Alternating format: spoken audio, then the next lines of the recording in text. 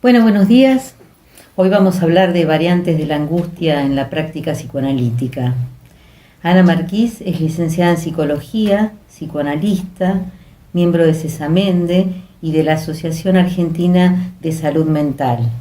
Nos va a hablar del abordaje de la angustia desde el psicoanálisis y desde la psicofarmacología. Fernando Luqueta es psicoanalista, miembro de Cesamende, supervisor y docente de instituciones dedicadas al psicoanálisis. Él nos va a hablar de qué nos señala la angustia.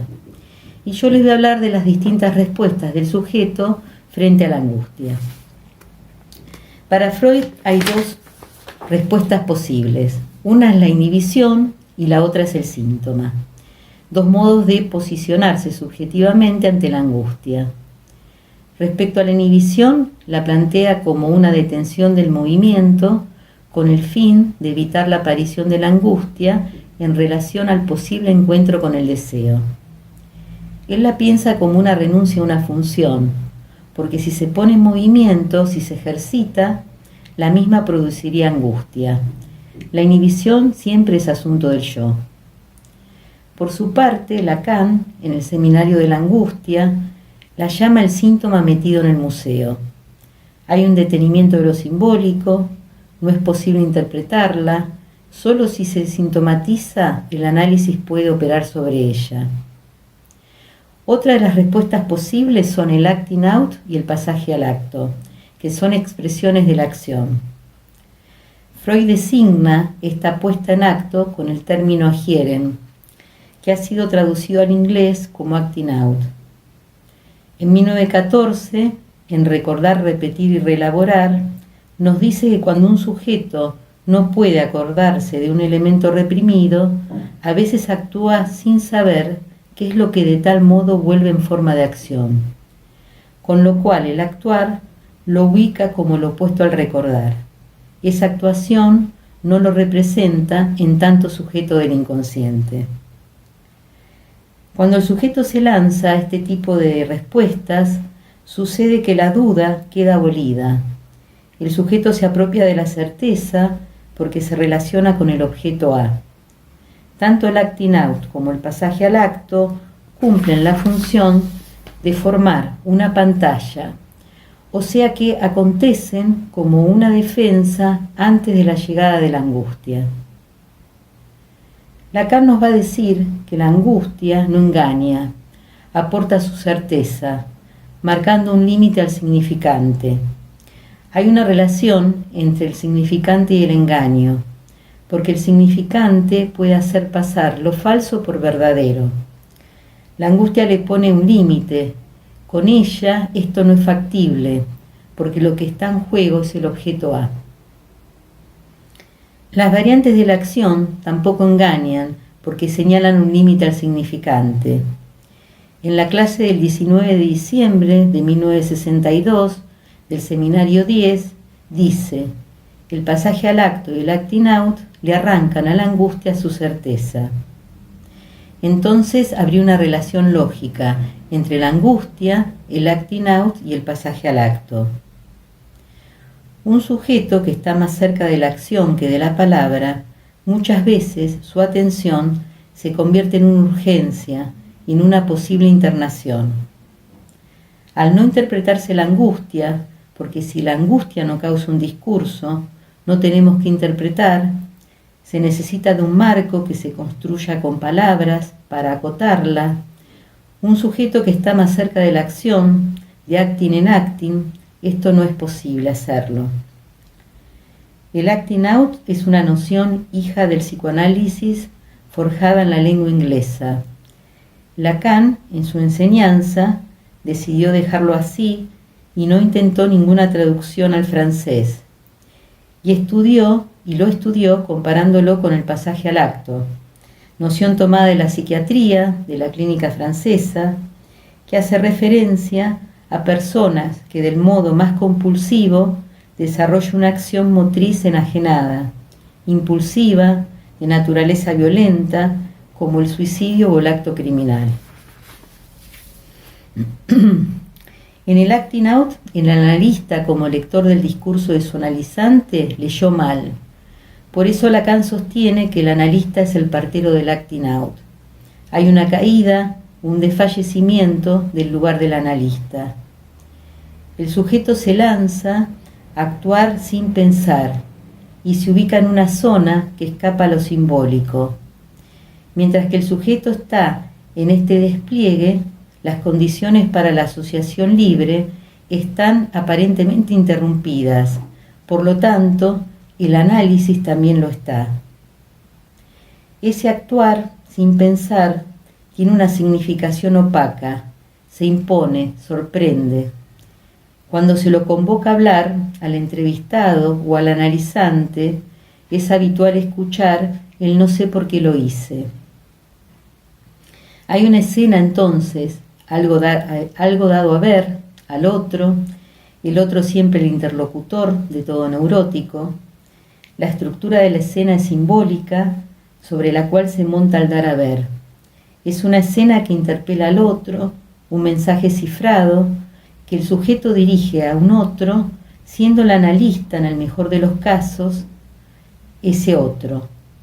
Y digo en el mejor de los casos porque inicialmente el acting fue reconocido como algo que el mismo análisis produce, pero también revelan elementos que hacen a la estructura del sujeto y que muchas veces se escuchan desde las primeras entrevistas, sujetos que vienen utilizando esa pantalla como una forma defensiva frente a la angustia. Volviendo al dar a ver, implica una mostración. Monto una escena para que el analista pueda, en el mejor de los casos, leer aquello que antes no captó, con lo cual se hace necesaria la verbalización de lo acontecido. Lacan nos dice que el acting pide por la interpretación, en forma más marcada, más apresurada que el síntoma, porque es más soportable para el sujeto permanecer pegoteado al goce del síntoma que el desvanecimiento subjetivo que sucede en el acting, donde hay una búsqueda de significantes o de un significante que puedan encarrilar al sujeto y donde es necesaria la reinserción en la cadena simbólica.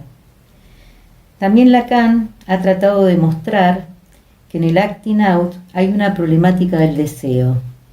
En un análisis en curso es un fenómeno de transferencia.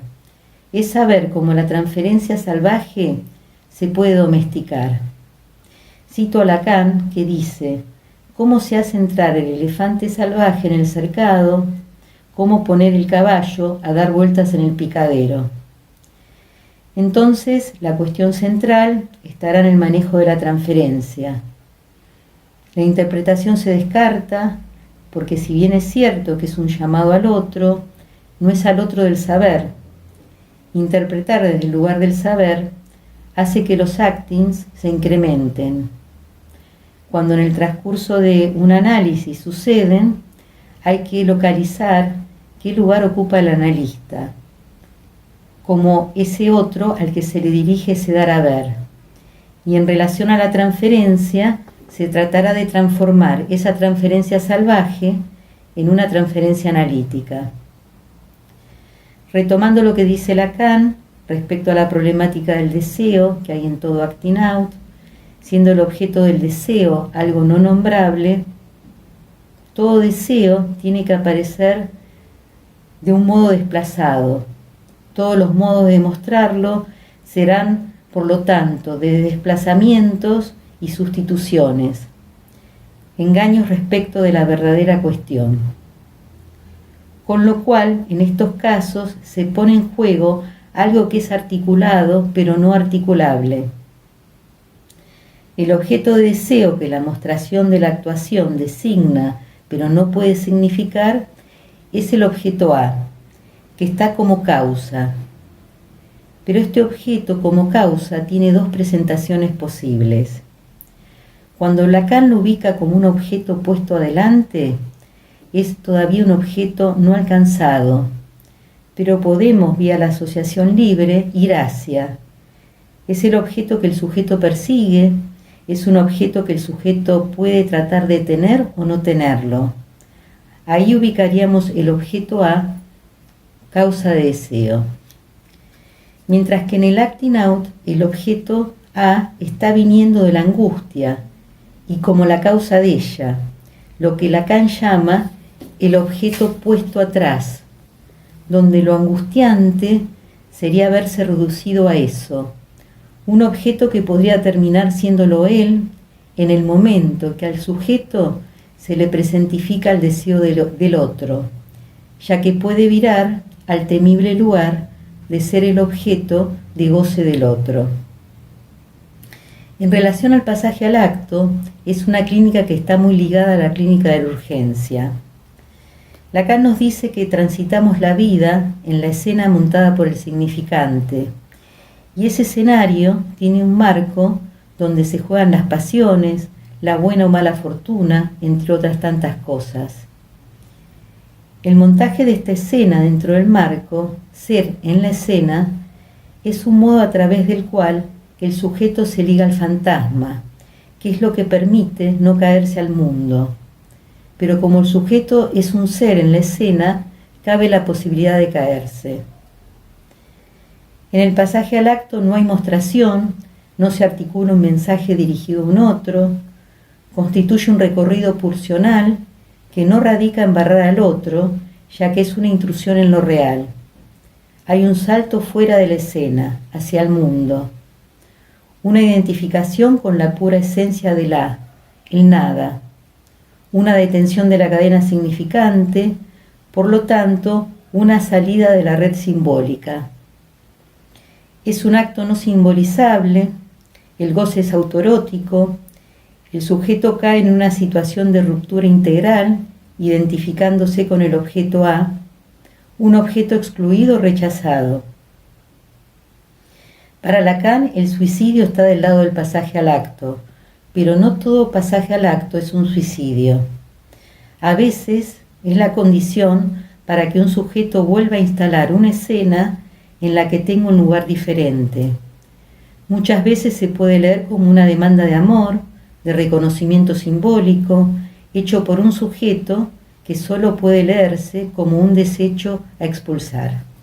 Bueno, esto es lo que tenía para transmitirles sobre las distintas formas o las distintas respuestas de un sujeto frente a la angustia.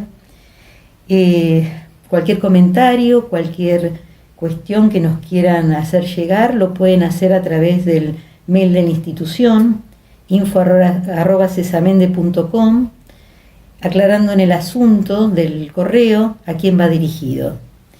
El sábado 12 de junio vamos a abordar los problemas del análisis con niños. Graciana Gorris nos va a hablar de los padres en la clínica con niños, obstáculo para quién, y yo les voy a hablar de cuándo finaliza el análisis de un niño. Bueno, los esperamos y muchísimas gracias.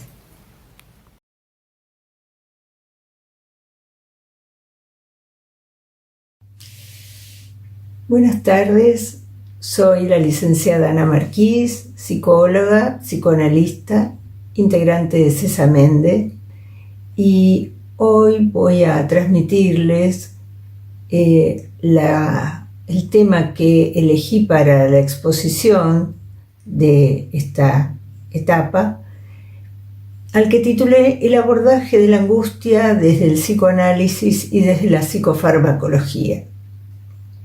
En este recorrido voy a intentar situar la relación entre los modos de conceptualizar el cuerpo y el afecto, especialmente la angustia, en tanto afecto que no engaña, desde la perspectiva del psicoanálisis y de la psicofarmacología.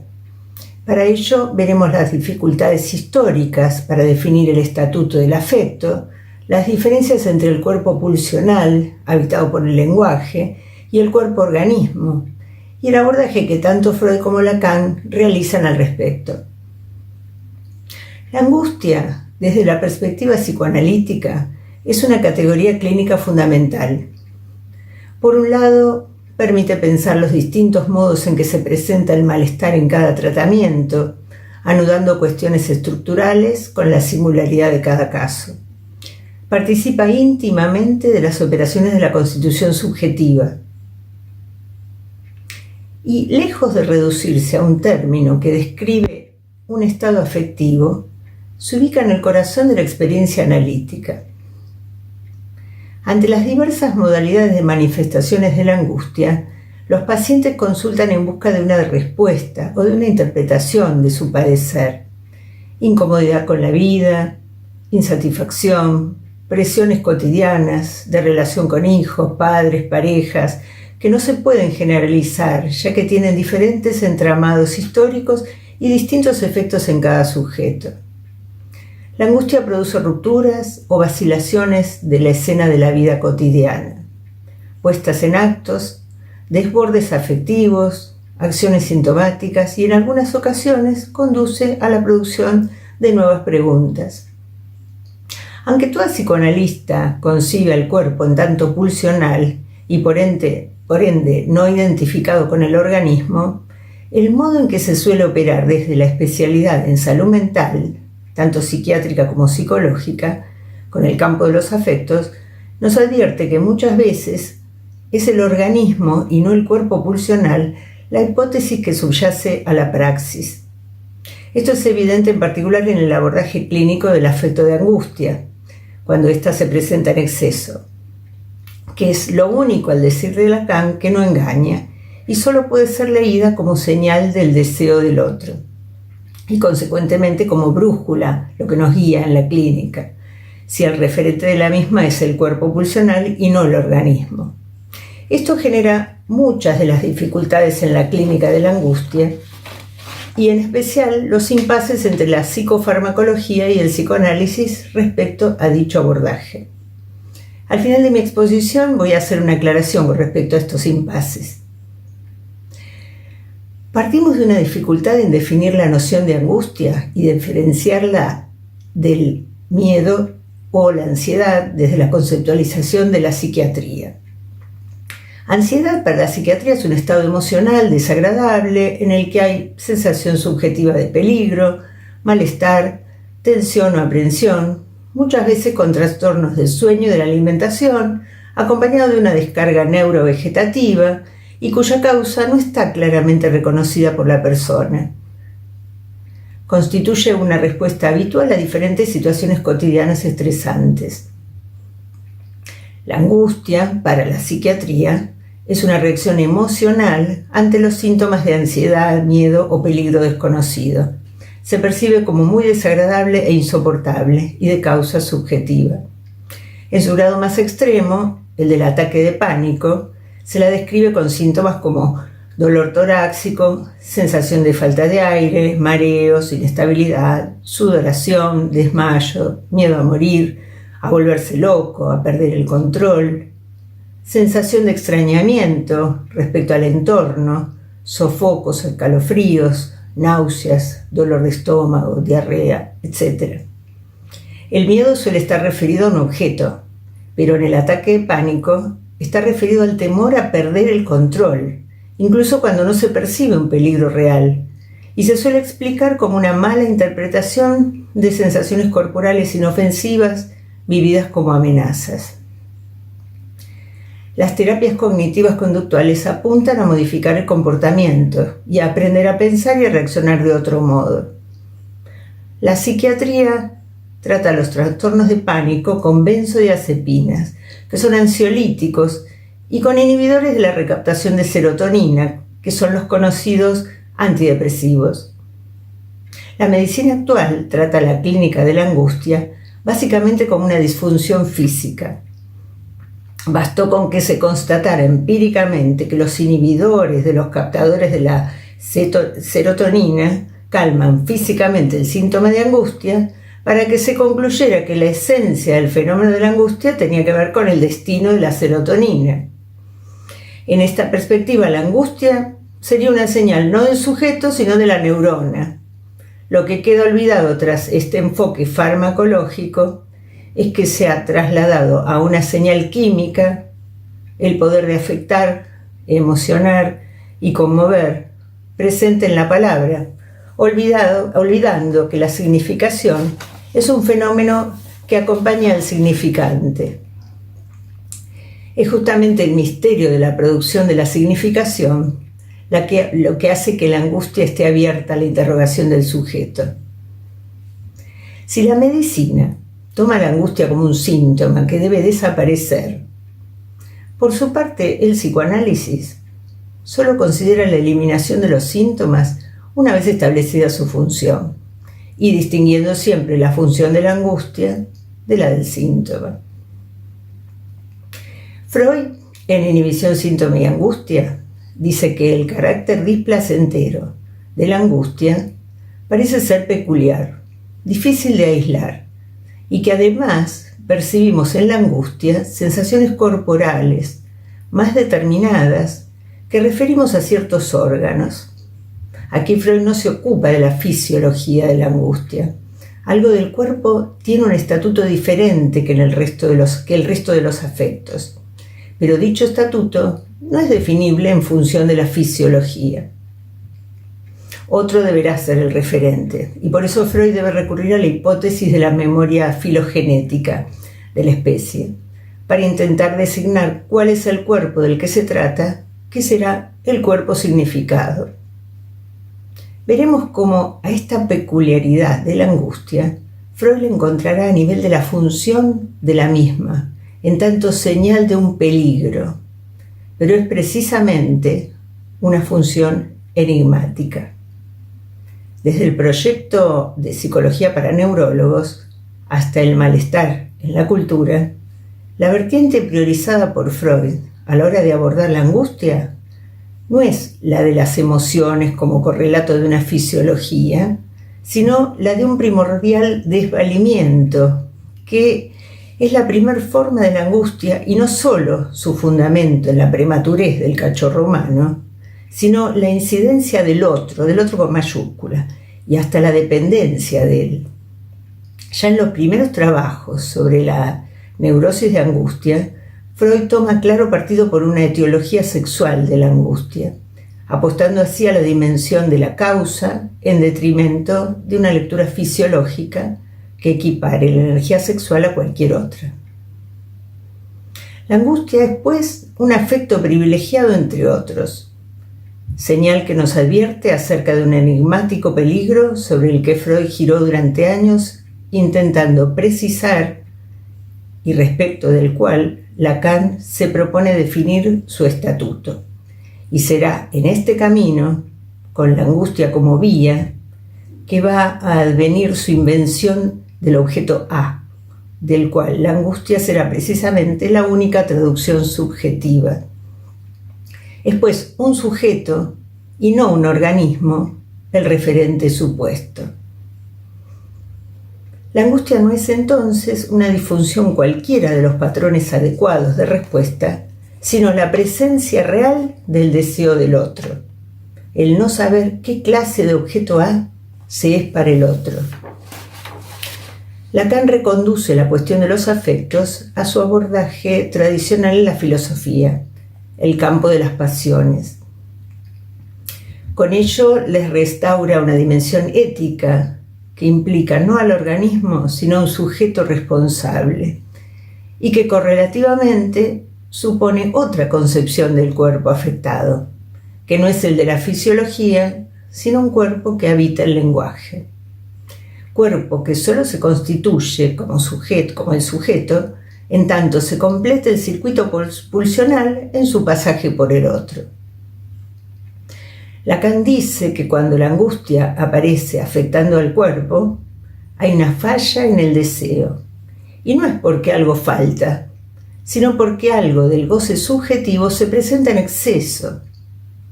Dirá que no se trata de interpretar, cambiando un sentido por otro, sino señalando el exceso, dimensión opaca del síntoma, que no se diluye con la interpretación.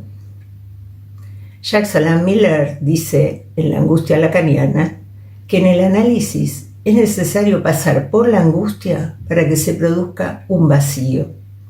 Dice que hay que sostener el acto analítico, lo que resta en el borde de lo que se puede decir. Les traigo una pequeñísima viñeta clínica. Caso Susana. Dice ella: cada vez que voy desde mi casa a lo de mi hermana, paso por lo de mi mamá, situación que refiere que le genera muchísimo malestar en el estómago tener que parar a visitarla. Es el camino obligado, dice Susana. La atención flotante nos permite que lo que oímos pueda ser oído al revés o con otro sentido e intervenir desde el equívoco. Intervengo. ¿Obligado? Ah, no hay otro. Esta intervención causa un efecto en ella, que ríe, y lo asocia con el mandato superyoico, lo que se le impone que debe hacer. En algunas situaciones estas intervenciones no son posibles o el paciente no logra significarlas y hay que intervenir calmando la angustia, pero luego hay que volver a sostener el acto analítico para responsabilizar. En el caso citado, la intervención apuntó a tocar al goce, en el que aparece la mortificación en el cuerpo. El analista no debería dejarse llevar solamente por la interpretación del sentido de los síntomas. Debe recordar que en el síntoma no solo hay sentido, sino también hay goce. Freud notaba que los síntomas no se disolvían al ser interpretados, ya que había ahí una satisfacción pulsional a la que el sujeto no renunciaba fácilmente, lo cual no significa sentimiento de placer. El paciente manifiesta displacer en el síntoma, pero en ese displacer hay satisfacción de la pulsión. Si Lacan retoma la indicación freudiana de que la angustia es una señal de lo real, es para hacer un buen uso de la misma como vía de acceso a lo real. Si decimos que la angustia es un afecto que no engaña, es porque plantea la pregunta por el deseo. Si emerge la angustia es porque el sujeto no sabe lo que desea el otro de él. En el seminario de la angustia, Lacan revela que la angustia es siempre presencia del otro, presencia del deseo del otro como tal. Como ven, para el psicoanálisis, el organismo está lejos de ubicarse como el referente inmediato de los afectos. Desde su perspectiva, es porque el lenguaje nos habita, que hay órganos. Ahora bien, teniendo en cuenta las apreciaciones que fui sosteniendo en esta exposición, quiero aclarar que muchas veces nos encontramos con consultas de pacientes que presentan sintomatología psiquiátrica muy aguda y persistente, como trastornos del sueño, de la alimentación, llanto continuo, ansiedad extrema, ideación paranoide, alucinaciones, etcétera, etcétera, que les impiden una vida tolerable y suelen obstaculizar la continuidad de la psicoterapia o del análisis. Esto nos lleva a evaluar la conveniencia, en cada caso, de precisar el momento más oportuno posible para realizar una derivación al especialista en psiquiatría, que sí es quien va a tener en cuenta el organismo y su funcionamiento al evaluar al paciente. Todo profesional de la salud mental debe conocer hoy la importancia que la psicofarmacología ha ido teniendo en el alivio sintomático. En tanto, su objetivo deberá ser permitir la reducción del padecimiento del paciente a un nivel tolerable, de modo de permitir el avance del trabajo analítico que suele llevar algún tiempo. Para terminar, quisiera agregar que cuando un paciente es derivado a psiquiatría o a psicoterapia, es habitual y esperable que ambos profesionales tratantes puedan compartir sus impresiones sobre el paciente periódicamente o cuando lo vean necesario, sin que ello implique modificar o confundir la perspectiva y abordaje clínico particular de cada especialidad. Psiquiatría y psicoterapia, desde cualquier orientación teórica, no deberían posicionarse como campos opuestos en competencia, ni de mayor o menor valor e importancia, sino en el intento de una posible complementariedad en el abordaje clínico de los pacientes con trastornos del estado de ánimo. Les agradezco haberme escuchado, les mando saludos a todos.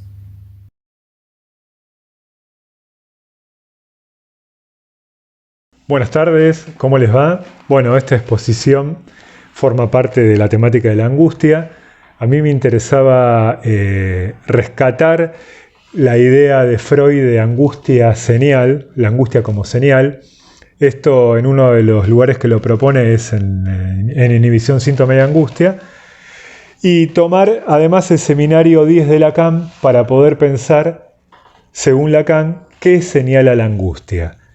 Bien, Freud venía proponiendo antes de Inhibición, Síntoma y Angustia a la angustia como producto de la represión, es decir, era un producto de la angustia de la transmutación de la libido después de la acción de la represión.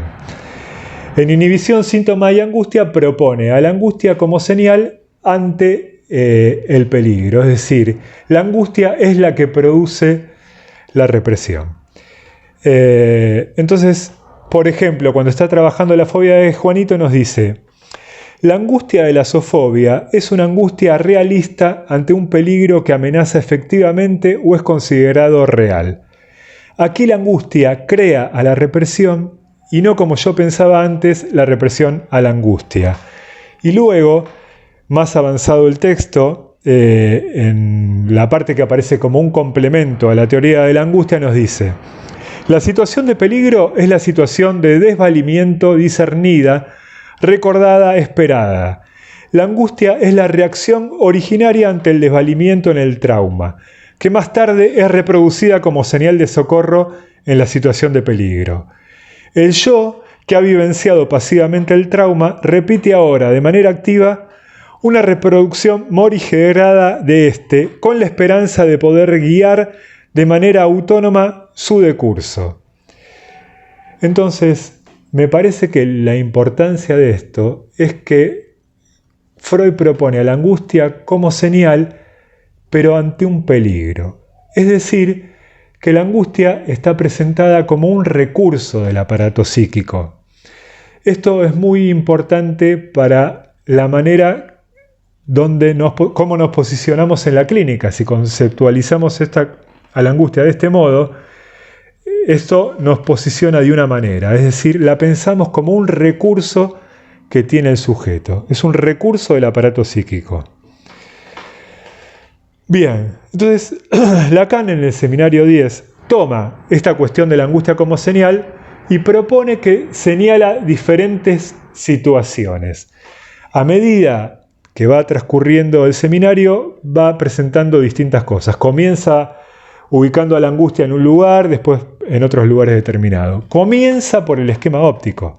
Es decir, que en este momento la angustia está en relación a las imágenes, a las escenas que alguien arma, y cómo cuando algo de esto se desarma, cuando algo de lo real, algo del objeto aparece y saca el foco de esa imagen que estaba ubicada, aparece algo que desordena esa imagen, ahí aparece la angustia. Y nos propone al comienzo del seminario el ejemplo de la mantis religiosa. Nos dice así, este es un ejemplo que ya había trabajado en el seminario anterior, en el 9, y lo recuerda de esta manera. Me imaginé frente a otro animal. Este lo supuse gigante en aquella ocasión, una mantis religiosa. Como yo mismo no sabía qué máscara llevaba, pueden imaginarse que tenía alguna razón para no estar tranquilo, ante la posibilidad de que, debido a algún azar, aquella máscara fuera impropia, induciendo en mi partener algún error sobre mi identidad. La cosa quedaba acentuada por lo siguiente, que añadí que yo no veía mi propia imagen en el espejo enigmático del glóbulo ocular del insecto. Es decir, no hay reconocimiento de la imagen propia. ¿Qué quieres?, nos dice él. Fuercen un poco más el mecanismo y tienen ustedes ¿qué me quiere? En realidad, nos dice, se trata de una interrogación suspendida que concierne directamente al yo. ¿Qué quieres en lo concerniente a este lugar del yo? Bien. Es decir, algo de una imagen armada, ofrecida al otro, se desarma, se desestabiliza. Yo recuerdo una admisión que tomé en una institución una vez, donde había venido una paciente embarazada, no le faltaba mucho para dar a luz, un embarazo avanzado, y resumía lo que le pasaba en un párrafo, ¿no? Y era bastante fácil de ubicar la angustia en ese momento. Decía: yo siempre fui la nena de mamá y ahora me toca a mí. Es decir, ella tenía una imagen de sí para el otro, y este embarazo venía a cuestionar un poco eso, porque ella ahora iba a ser la madre. Cuando avanza el seminario, comienza a proponer otras cuestiones y empieza, si bien toma el esquema óptico, lo hace para darle importancia y lugar a la cuestión del vacío. Tomando el esquema óptico dice: hay un lugar que siempre tiene que quedar vacío. Lo nombra como el lugar del menofí. Este es el lugar de la angustia. Y además también propone la importancia del vacío para que se constituya el deseo. El deseo se constituye desde un vacío. Entonces nos dice: lo más angustiante para el niño se produce precisamente cuando la relación sobre la cual él se instituye, la de la falta, que produce deseo, es perturbada. Y esta es perturbada al máximo cuando no hay posibilidad de falta, cuando tiene a la madre siempre encima, en especial limpiándole el culo, modelo de la demanda que no puede desfallecer. Bien, entonces se ve en los chicos cómo ellos se encargan de tratar de preservar un lugar para su propio deseo y que no sea arrasado por la demanda del otro, ¿no? Cuando uno le dice a un pibe: che, ¿jugamos a tal cosa? No. Y después al tiempo está haciendo lo que uno le propuso, como diciendo: bueno, es mi deseo, ¿no? O cuando alguien le dice: bueno, come a alguien. Ahí no hay lugar para que se instale el deseo. Y cuando eso se colma, ahí la angustia viene a señalar esta cuestión. Bien. También Lacan toma el ejemplo del Fordá freudiano para pensar esta cuestión de la falta de un vacío. Dice: si bien la demanda está estructurada por el significante, no debe tomarse al pie de la letra. Lo que el niño le pide a su madre está destinado a estructurar para él la relación presencia-ausencia, que demuestra el juego original del Fordá, que es un primer ejercicio de dominio. Hay siempre un vacío que preservar. Es de su colmamiento total donde surge la perturbación en la que se manifiesta la angustia. Bien, entonces acá resalta la importancia de poder sostener un vacío. Cuando avanza en el seminario, propone a la angustia entre el goce y el deseo. Es decir, la angustia señala el lugar del atrapamiento y el lugar hacia donde uno se quiere dirigir. Algo del deseo tiene que despuntar para que la angustia señale el lugar donde uno está atrapado. Bien, ¿qué nos dice entonces? Retoma la cuestión de la señal y dice: si bien la angustia se produce en un lugar que topológicamente podríamos llamar el yo, concierne a algo distinto. Aunque el yo sea el lugar de la señal, no es para el yo. Se enciende en el yo, pero es para que el sujeto sea advertido de algo, es decir, de un deseo. La angustia advierte al sujeto de un deseo. Yo atendí a una mujer que se consideraba fea, se consideraba de determinada manera, tenía esa imagen armada, y entonces ella tenía la teoría de que determinados tipos no le iban a prestar atención. Entonces en el trabajo hay un tipo muy buen mozo para ella, y un día este tipo la invita a salir, y ella al responder en automático le dice que no. Se empieza a angustiar.